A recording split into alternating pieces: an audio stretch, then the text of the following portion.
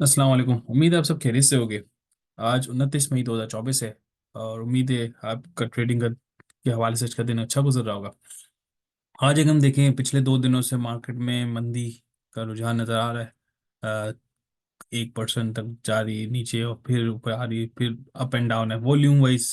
आज थोड़ा सा वॉल्यूम डल रहा।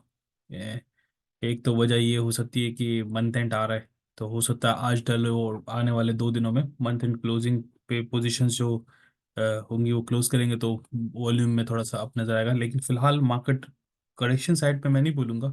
मैं समझता हूँ कि मार्केट में अप एंड डाउन से चलती है, ऐसे नहीं चलेगी सिर्फ ऊपर ही जाएगी। अगर हम ऑन द मंथ वाइज देखें तो मार्केट अभी मंथ के स्टार्ट पे 70 पे थी, 70 71 पे थी, 70 पे थी और अभी 76 पे है। तो on a monthly basis market up है। अच्छा, क्या वजूहत है, क्यों है ये अप है और आज क्यों करेक्शन जारी। आज करेक्शन का वजह ये है कि पिछले 2 दिनों से मार्केट 76, पिछले 2 वर्किंग डे से पिछले 76 और 75 पे, 75 और 76 पे थी, तो अब थोड़ी सी करेक्शन रेट जो कि बनती भी है, ठीक है। इस दौरान करना क्या चाहिए, क्या न्यूज़ है। अगर न्यूज़ पे देखा तो न्यूज़ मुझे नहीं लगता कोई ऐसी खास न्यूज़ मार्केट में मुझे नजर आती है जो मैं जिसको डिस्कस करूं। एक ये प्रो पाकिस्तान की न्यूज़ थी कि वुमेन फाइनेंस को बढ़ाने के लिए को एससीसीपी नई पॉलिसीज लेके आ रही जो कि स्टॉक मार्केट से कोई रेलिवेंट नहीं है। दूसरी चीज जो स्टॉक मार्केट से रेलिवेंट है जो मुझे लगता है, ये मैं न्यूज़ देख रहा था जिसमें दिखाया था overseas Pakistan investment in mutual fund doubles in है।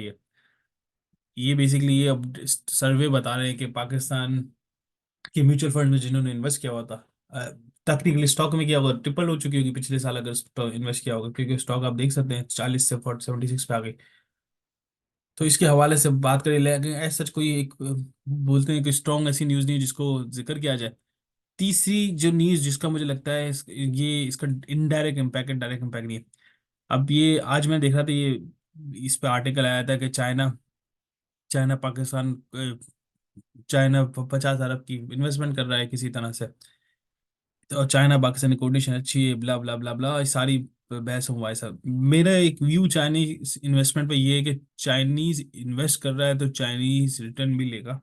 और चाइना का अगर मैं आप हिस्टोरिकली थोड़ा बताऊं, अगर थोड़ी हिस्ट्री बताऊं, चाइना का तरीकेकार ये है कि वो मुल्क को कर्जों में मकरूज करके उस मुल्क के एसेट्स ले लेता है। तो जिस तरह का आप ताइवान का देखें, ताइवान में भी अभी यही फिलहाल कर रहा है, ठीक है। उसने हिस्टोरिकली अगर आप देखा है तो पूरी दुनिया के ममालिक पे इसी तरह करता है। और ये चीज़ याद रखें, ये फाइनेंशियली बहुत स्ट्रॉन्ग कंट्री है, इसके प्रोडक्ट्स पूरी दुनिया में। तो इसके पास डॉलर्स का इनफ्लो, इनकी मतलब इकोनॉमिक और फाइनेंशियल कंडीशन एक्सेलेंट है। तो ये किसी भी मुल्क को आसानी से मकरूज कर सकता है, आसान एक साथ पे लोन या इन्वेस्टमेंट करके। तो इस चीज को मद्देनजर रखें। इसको पॉजिटिव मैं नहीं लेता, लेकिन शॉर्ट टर्म में पॉजिटिव है कि इन्वेस्ट कर रहा है।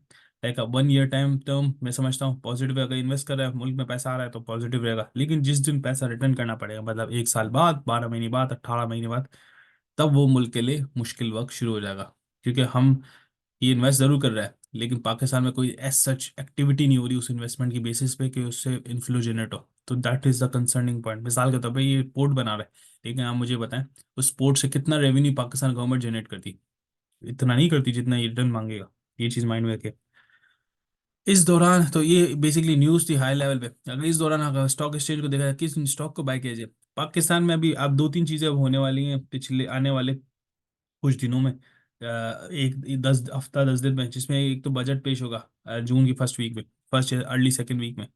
तो ये एक्टिविटी होगी, बजट की बेसिस पे मार्केट में मजीद वॉलेटिलिटी आएगी, मजीद गिरावट आएगी। तो मैं समझता हूँ उस दौरान कैश करना चाहिए, टारगेट स्टॉक को करें। बजट के दौरान मैं समझता हूँ एमटीएल में काफ़ी ज़्यादा करेक्शन आ सकती है। और अगर डिप आए तो I suggest buy it. Dip क्यों आएगा, क्यों मुझे लगता है डिप आएगा, क्योंकि एग्रीकल्चर पे काफ़ी छूट दी हुई है। मैं समझता हूँ गवर्नमेंट बजट से एग्रीकल्चर की छूट को हटाएगी। हटाएगी तो एग्रीकल्चर का इम्पैक्ट ट्रैक्टर की सेल से ला डायरेक्ट है, क्योंकि ट्रैक्टर की पे बहुत बहुत सारी सब्सिडीज दी हुई है मजदूरों को, लेबर्स, किसानों को। तो इसका इसकी रेवेन्यू पे फिलहाल मार्केट की हाइप की वजह से इस पे इम्पैक्ट आ जाएगा। मैं समझता हूँ उस पर आपको वॉच आउट करना चाहिए एक चीज़। दूसरा जो अच्छा स्टॉक मुझे लगता है उस पर हमें इनकैश करना चाहिए या उस पर हमें वॉच आउट करना चाहिए, 79.90 पे ट्रेड कर रहा है। मैं समझता हूँ इसको अपनी वॉच लिस्ट में रखना चाहिए और उस पर बाय करना चाहिए all dips, any dips, even this price is very good. अगर आप इसके 1 साल के देखें, अब मुझे लगता है अभी भी डिप लो अच्छी वैल्यू पे आगे इसको रखना चाहिए फॉर लॉन्ग टर्म। पीएसओ को वो की वॉलेटिलिटी को इनकैश करना चाहिए। इसमें मैंने 182 पे भी मैंने बाइंग की हुई है, और मैं समझता हूँ मैं इस पे मजीद थोड़ी सी बाइंग की है। मैं समझता हूँ ये वॉलेटाइल शेयर है, लेकिन गवर्नमेंट बेस्ड स्ट्रॉन्ग शेयर है, फंडामेंटली स्ट्रॉन्ग है, फाइनेंशियली स्ट्रॉन्ग नहीं है। तो मैं समझता हूँ उस पर हमें वॉच करना चाहिए, शॉर्ट टर्म में अच्छा पैसा कमा सकता है। नीचे जाए थोड़ा थोड़ा लें, और आई थिंक इजीली ये गवर्नमेंट बेस है, सर्कुलर डेट पे थोड़ी सी क्लेरिफिकेशन आएगी, ये टिप हाइप कर जाएगा। नेक्स्ट बेस्ट शेयर जो मुझे लगता है फिलहाल मार्केट में है स्ट्रॉन्ग लॉन्ग टर्म के लिए, कोलगेट। कोलगेट मुझे क्यों लगता है स्ट्रॉन्ग? एक तो मल्टीनेशनल कंपनी है, इसकी फाइनेंशियल स्टेटमेंट देखें, थोड़ा सा मुझे लगता है पी रेशियोज का कम है एज अपोज टू इस प्राइस। लेकिन मुझे पर्सनली आई फील लाइक कि पी रेशियो सॉरी अच्छा नहीं है मेरे हिसाब से, लेकिन पर्सनली आई फील लाइक ये एक one of the strongest company in the market. जो जो एक तो मल्टीनेशनल इन्वॉल्वमेंट है, और प्लस इसका ब्रांड इतना इस तरह से सेटअप किया हुआ है ना कि उसकी रेवेन्यू वगैरह आप देखे हिस्टोरिकली बढ़े पे बढ़ी जा रही है। अगर मैं इधर से दिखाऊं आपको, देख सकते हैं 43 था, 20 में 50, 62, 91। तो मैं समझता हूँ कि इसको हमें जरूर माइंड में रखना चाहिए, और उसको लॉन्ग टर्म के लिए उठाना चाहिए। 1500 मेरा इनिशियल टारगेट है इस पे, अभी भी इनिशियल टारगेट है। I will be buying all dips in this share. Next best share POL Pakistan oil field है। इस पे हम सेलिंग पोजीशन सेल कर चुके थे, मैंने एग्जिट ले लिया था, मैंने गाइड भी किया था 505 पे इस पे एग्जिट लिया। आई थिंक 509 तक किया था, लेकिन हमने 505, मैंने 505 पे एग्जिट किया था। मेरा व्यू क्या poll, poll is very good for long term, लेकिन मेरा ख्याल में अभी इसकी बेस वैल्यू 470 के करीब होनी चाहिए। अगर डिप मारता है बजट की वजह से, बजट की हाइप की वजह से, आई विल स्ट्रांगली सजेस्ट कि इसमें एंटर हो। 50 रुपये से 60 रुपये का डिविडेंड दे जाता है, और अगर हम उसके एनुअल एवरेज देखें तो तकरीबन 16-17% दे जाता है, which is very good. Long term और शॉर्ट टर्म में भी अगर आप कैपिटल गेन भी कमा सकते हैं, तो ये भी की माइंड में रखें। तो अगस्त में इसके मेरे ख्याल नेक्स्ट डिविडेंड एंटाइटलमेंट, तो मेरे ख्याल में उसको आप इनकैश कर सकते हैं, इस अपॉर्चुनिटी को इनकैश कर सकते हैं। वॉच लिस्ट में रखें, डिप मारे तो आप थोड़ा थोड़ा बाय करना शुरू करें। अभी एग्जिट कर चुके हैं, लेकिन आई स्टिल थिंक इलेक्शन की वजह से हाइप क्रिएट होगी, तो उसको बाय करना चाहिए। अभी थोड़ा सा मुझे लगता है इस वैल्यू पे मैं इस पे बाय नहीं करूंगा, लेकिन मजीद डिप का इंतजार करूंगा इस शेयर के लिए।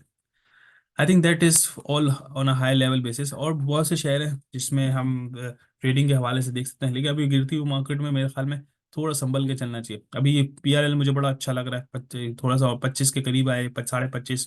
इवन इस वैल्यू पे भी हम शॉर्ट थोड़ा लेके टैक्स कर सकते हैं। मेरे ख्याल में वॉल्यूम ज़्यादा है, इसमें बनाना आसान है। तो ये लास्ट शेयर है मेरा। तो कीप इन माइंड, और इस वक्त जो भी काम करे स्टॉक में, जो भी शेयर इन्वेस्ट करे, स्टॉप लॉस के साथ लाजमी करें, क्योंकि मार्केट गिर रही है। Keep this in mind. और सेफ इन्वेस्टमेंट के साथ फंडामेंटली स्ट्रॉन्ग शेयर को करें, जो चीज़ बढ़ रही है उस पर इन्वेस्ट नहीं करें। एक चीज़ याद रखें, इसी स्ट्रेटेजी से और इसी तरीके से कुछ लोग ऐसे भी हैं जो 10 टाइम्स अर्न कर रहे हैं, गेन कमा रहे हैं, लेकिन हम नहीं कमा रहे, बिकॉज हम ट्रेंड को फॉलो कर रहे हैं, हम फंडामेंटली कंपनी को टारगेट नहीं कर रहे। तो ये मेरा व्यू है इस आज की मार्केट के हवाले से। Keep this in mind, still market मेरे ख्याल में ऑन अ लॉन्गर टर्म इस साल के एंड तक पॉजिटिव है, तो वी शुड बी होपफुल।